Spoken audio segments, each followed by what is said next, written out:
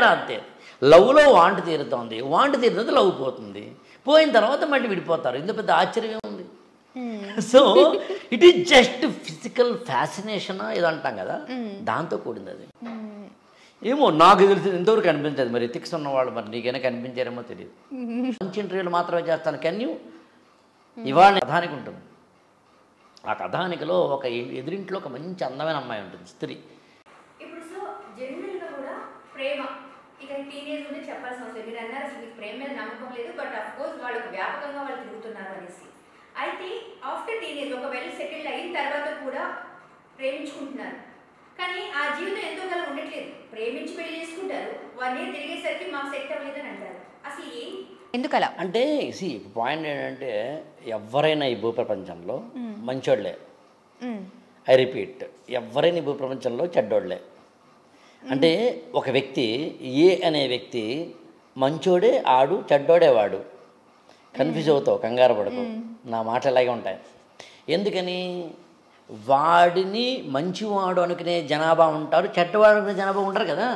ఇప్పుడు నన్ను ఉన్నాను బా, నువ్వు ఏదో సర్వే చేస్తే అందరూ మంచివాడు అంటారు, నన్ను అనరు కదా.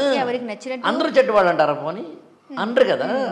వేస్ట్ ఫెలో, దొంగగాడు, వాడా అని ఉంటారుగా. ఎందుకు కామెంట్ బాక్స్ చూస్తావు కదా, కిందన రెచ్చిపోయి పెడతారు కదా. సో అందుకని ప్రతి ఒక్క వ్యక్తి ఇక్కడ దొంగ, ప్రతి ఒక్క వ్యక్తి ఇక్కడ దొర. ఫస్ట్ పాయింట్, నువ్వే ఒక దొంగ, నువ్వే ఒక దొర. ఇది మొట్టమొదటి పాయింట్. 2, ఇక్కడ అందరూ మంచివాళ్ళు, అందరూ చెడ్డవాళ్ళు ఏవైనా కానీ కాంబినేషన్స్ రాంగ్ తప్ప మనుషులు కాదు. అందుకని ఈ వ్యక్తికి పడకపోవడం అనేది జరుగుతుంది తప్పించి, కానీ పడకపోవడం అనే కాంబినేషన్ రాంగ్ తప్ప వ్యక్తులు కాదు.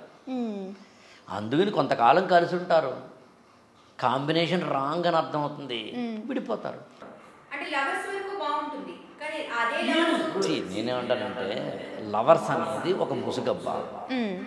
ఒక వ్యక్తి ఒక అబ్బాయి ఒక అమ్మాయి దగ్గర అవ్వడానికి పెట్టుకున్న అత్యంత పవిత్రమైన పేరు ప్రేమ, అంతమించి ఏం కాదు.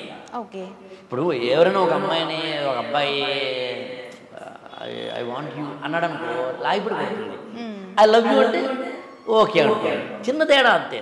లవ్లో వాంట్ తీరుతోంది, వాంట్ తీరుతుంది లవ్ పోతుంది, పోయిన తర్వాత మళ్ళీ విడిపోతారు. ఇందులో పెద్ద ఆశ్చర్యం ఉంది. So it is just physical fascination ఏదో అంటాం కదా, దాంతో కూడింది అది. అసలు ఎథిక్స్ అనేది పెద్ద భూత పదం. ఎందుకని చెప్పండి, ఎథిక్స్ అంటే ఏంటి చెప్పు నువ్వు? అంటే నైతికత అంటే అర్థం ఏంటి? ఇద్దరి మధ్య ఒక బాండ్, ఇద్దరి మధ్య పక్కన పెట్టి అసలు మొత్తం ముందు ఎథిక్స్ అంటే ఏంటి? మీకు తెలిసిన సమాజంలో ఎథిక్స్ ఎవరి ఎథికల్ పర్సన్ ఒకళ్ళ పేరు చెప్పను, ఒక్కళ్ళ పేరు చెప్పను. ఏమో నాకు తెలిసి ఇంతవరకు కనిపించదు. మరి ఎథిక్స్ ఉన్నవాళ్ళు మరి నీకైనా కనిపించారేమో తెలియదు. ఎథిక్స్ అన్నాము. ఎథిక్స్ అంటే ఏంటి?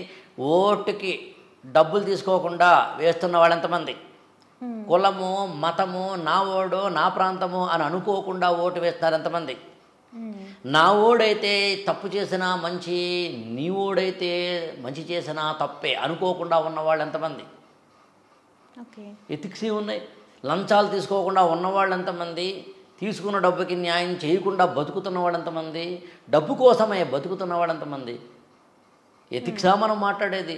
ఏ వీడియో పెడితే జనానికి ఉపయోగపడుతుంది ఆ వీడియో పెట్టగల ధైర్యం నీకుందా? ఒక యూట్యూబ్ ఛానల్లో యాంకర్గా నేను ఇదే చేస్తాను సార్, మంచి ఇంటర్వ్యూలు మాత్రమే చేస్తాను, కెన్ యూ? ఇవాళ నేను ఇచ్చిన ఈ టైం సరిగ్గా ఇదే టైంలో కనుక నీకు ఒక మంచి కాంట్రవర్సీ స్టేట్మెంట్లు ఇచ్చే ఎవరో ఒక వ్యక్తి పేర్లు చెప్పడం ఎందుకని చెప్తే నన్ను పక్కన పెట్టి ఆ ఇంటర్వ్యూ తీసుకోవా?